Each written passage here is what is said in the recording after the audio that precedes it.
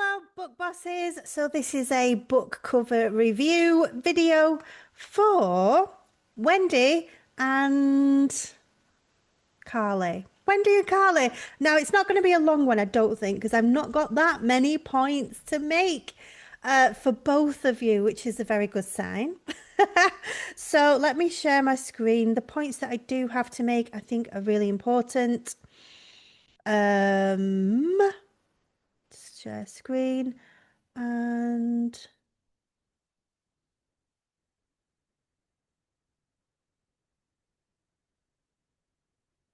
I'm trying to share it. I'm not frozen.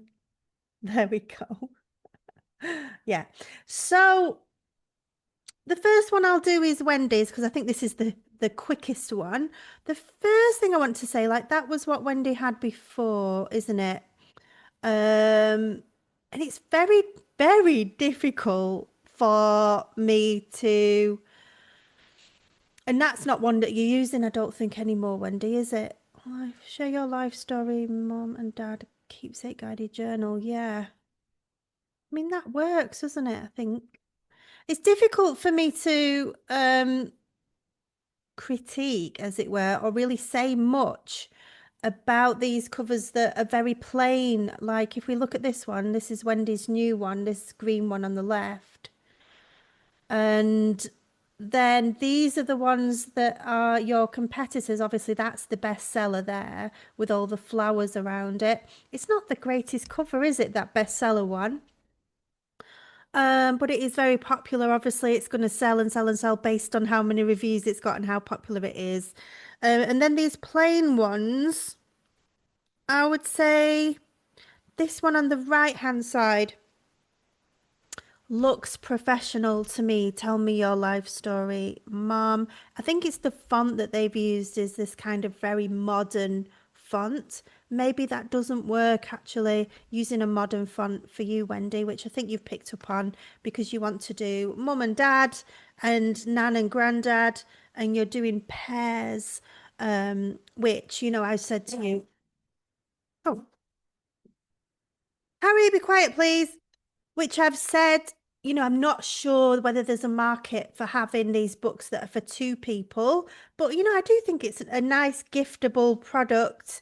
So it just depends whether you're going to get that visibility. So I would suggest that you do some ads if you can, running up to Christmas, just to see if you can get your BSR, your bestsellers ranking rated up a bit higher. Um, okay, so what do I want to say about these covers? The first thing I want to say is maybe this cover, the way that you've designed it, is looking a bit like a how-to guide. It's looking a bit like, I'm not saying it's like Jeanette's book cover, but like the books that Jeanette creates are like life, how to do this, how to do that, how to help your kids do that. I'm just not sure. That's the vibe I'm getting from this cover rather than this. Mum, I want to hear your story. It has got this kind of that best-selling one. It's got kind of you've gone to visit your grandma in your granny's flat in your granny's home, and it's all full of all the oldie woldy trinkets. It's got that kind of fuzzy, kind of cozy feeling to this best-selling one, hasn't it? And then other people have picked up on that and thought, well, there's going to be a market for a very plain modern one for the people who don't want that traditional kind of country cottage. I'm going visiting my grandma kind of feel. So they've gone for the opposite end of that with these very modern ones. And then you've got the ones that are going for the vintage cover. And that's a weird cover, isn't it? That one. But like with a vintage, um, is it called twill? The vintage old-fashioned like frame all around it. So yes, I can understand how those three have got right to the front of the page one in these categories. There's a lot of people that have created these books now. So I think that's the first thing I want to say is that I'm just not 100% sure on the style, whether I'm getting the vibe that this is like a treasured, cozy family story. I'm getting more of a vibe that it's like, oh, how to train your dog, how to train your puppy. I'm getting that vibe from this cover. So I hope you know what I mean by that. Yeah, I like the love hearts. I think the fonts need to change. And also, I don't like this writing. When I say I don't like, it's only because I can't really read. There's kind of too much writing at the bottom, too much, and it's yellow on green, which really isn't readable. You'll find most authors do white on a dark color, or they'll do dark font on a very light color. And I do say this a lot, that doing a color on a color is like um a design no-no. So I would definitely change that bottom bit, and you can absolutely have a little plaque or a frame. You don't have to use the same one that they've used here. You could find a different one. I think it's a good idea to have this sticker on the front. If you've got a bonus or some sticker saying something about the book, I do think those little stickers make people click on your book to find out more. So I would add a sticker to the front, get this text down, maybe put it in a frame or something, or add or put it further up, or just completely remove that text and then add a sticker so that people have got the intrigue wanting to know what that sticker says. I don't know what the sticker says on this one over here, but I have seen, if we just look over here, yeah, this one, that they've used like a nice script kind of modern font. This is a new one that's come out in the market. And then they've put a sticker that says Once Upon a Lifetime series.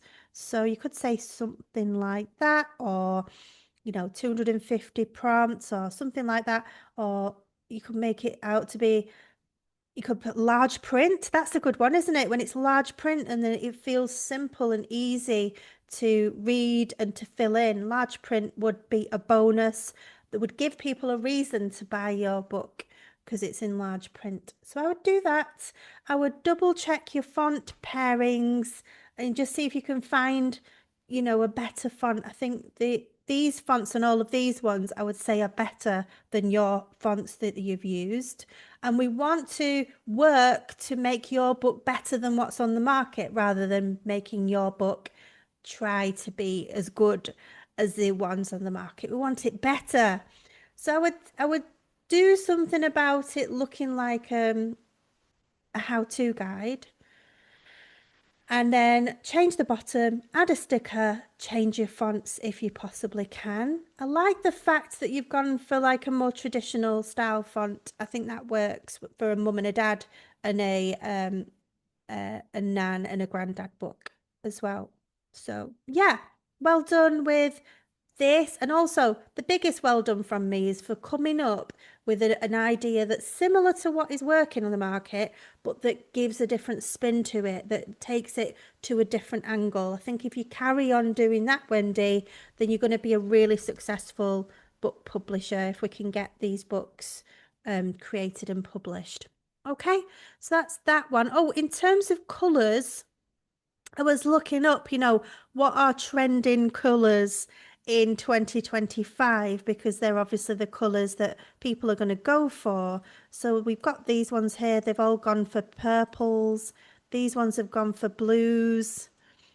And then these ones have gone for a very pale colour. And then we obviously got the florals. So it's like, well, what's going to be the best colours for you?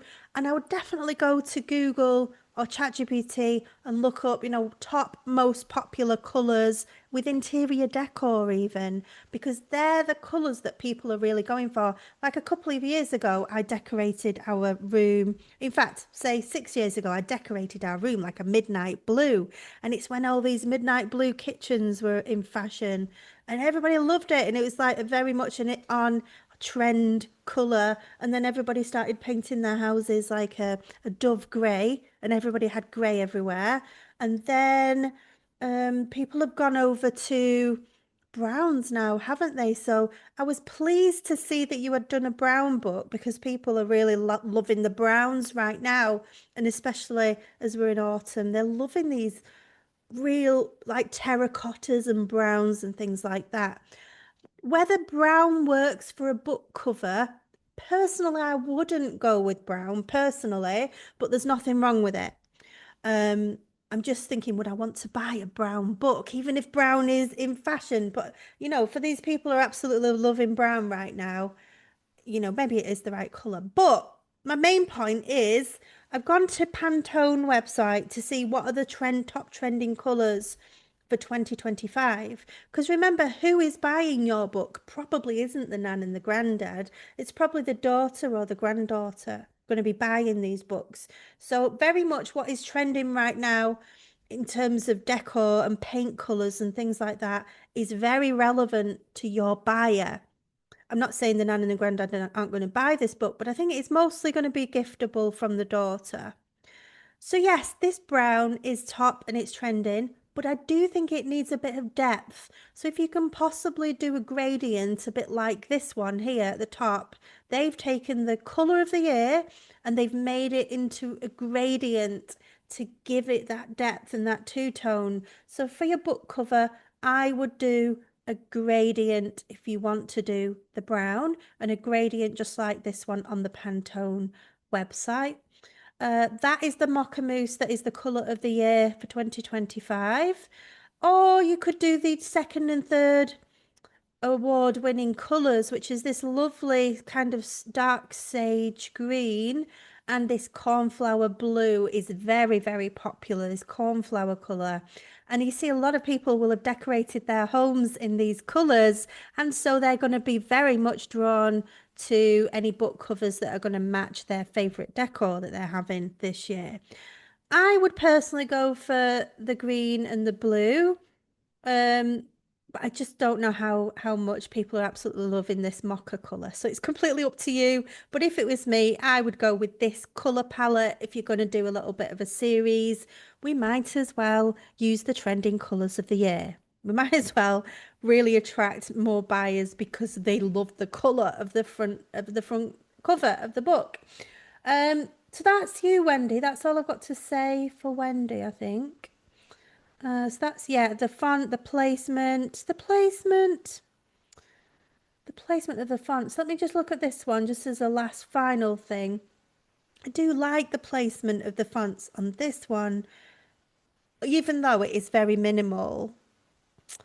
There's something I like about it, and it's still not got that modern font. So, yeah, let me just see one. It's the, I think it's the font placement, as in where have you put your fonts, is just giving me this feeling that it is a guidebook rather than, a keepsake journal book. That's play around with the font placement as well. Um, yeah. And maybe put two shared storybooks in a sticker or even large print. To do large print, you'll need your fonts inside the book to be more than 80, size 18 or larger. So I don't know if that's even possible, Wendy, but if it is, if you put large print, and that is definitely going to be help it to sell. Yeah. So the next thing is going over to Carly. So that's you, Wendy. Oh, excuse me. Excuse me. Think I've already helped Lynn, and we was looking at, whether to just completely start again from scratch with that one, Lynn. So that's that one. And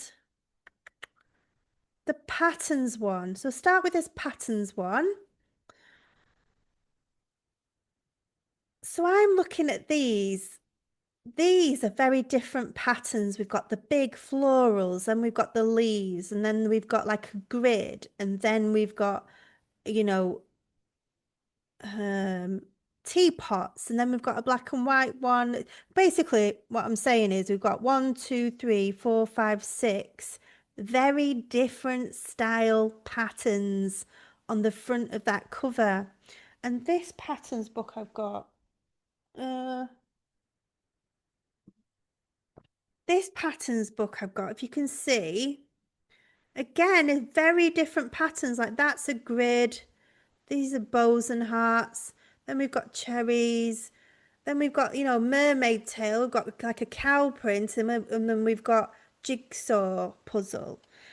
So, I think the main problem with this book is all the patterns look the same. We've just got a row of pumpkins and then a row of zombies, and then a row of spaceships and then a row of planets. So I think that is the main problem with your book, Carly, is I think the patterns need to look like they're going to have fun with different types of patterns. So I don't think this book is going to sell, excuse me, because of that reason. Um, so that's that. So that's something for you to think about. But you want to get this book out, don't you? So I would just get it out, Carly. You could always do another one some other time or next Halloween. Just get it out. Or maybe change the front cover to make the patterns look like they're different. And maybe just change four of the pages internally. I do think it's worth doing that if you want to get sales for this. I do like that it's neon and it's different to the others. Um, but yeah, I think that's the main thing I want to say about that is that I'd like to see the patterns clearly different rather than just a row of planets, a row of spaceships, a row of pumpkins, a row of ghouls.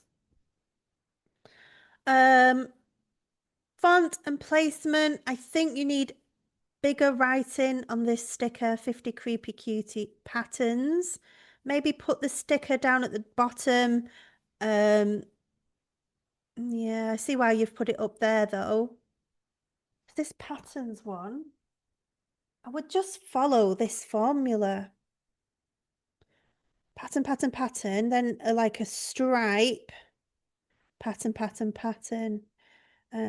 Yeah, I would just follow that formula because can you see the writing here is very easy to see in the thumbnail, whereas you've got three lots of writing, they've got two, and the name of the who's done it, the author. They've just got two, so I'd take some of the writing off. Um, right. My dog just keeps randomly barking. I shouldn't even bring him here to my office. I'm not going to bring you again, Harry.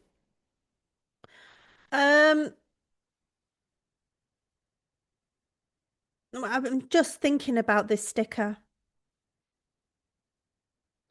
See what stickers say on other colouring books that are similar. Do they have a sticker on? And what does it say? What is going to make people buy it? 50. Is that going to make people buy it? 50 creepy cutie patterns. I think the main thing is that the font is too small and people can't see it. But is 50 creepy cutie patterns going to make people want to buy it? Oh, I've thrown that book now. One. This one says bold easy. Bold easy. So you could say bold and easy. 50 bold and easy. 50 bold dash easy patterns. I would say that. 50 bold dash easy patterns. Yeah, on your sticker. Right, so that's your patterns one. Just a few tweaks really. And just get it out. Maybe just make a few tweaks to four of the patterns and make a few tweaks inside. So that's that one. This affirmations one, I've sent you a link here.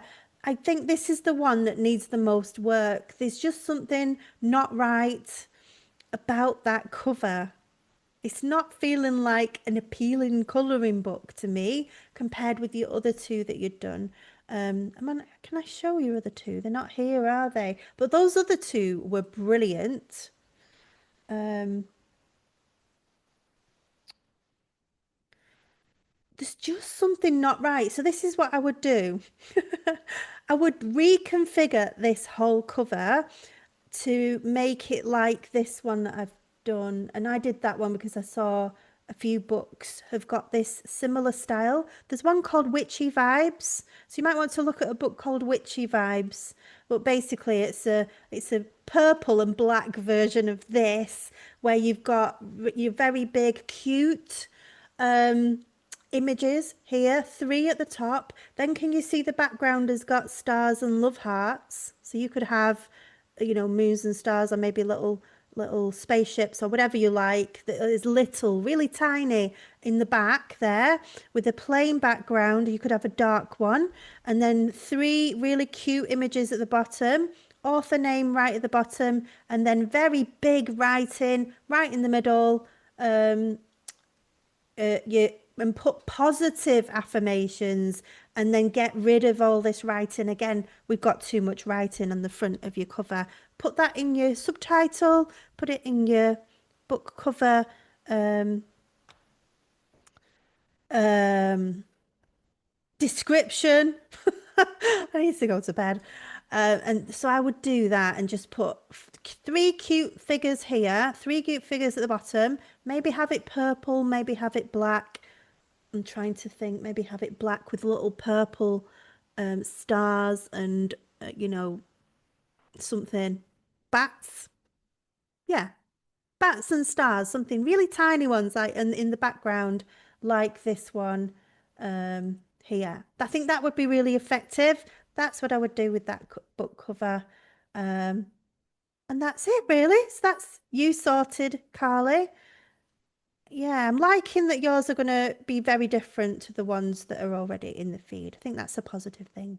All right. Hope that helps. I'll see you all in the next video or on one of our daily Q&A co-working calls. Come to the co-working calls. They're so fun. I've been going to nearly all of them this week. So yeah, come to the co-working calls. Okay, bye guys.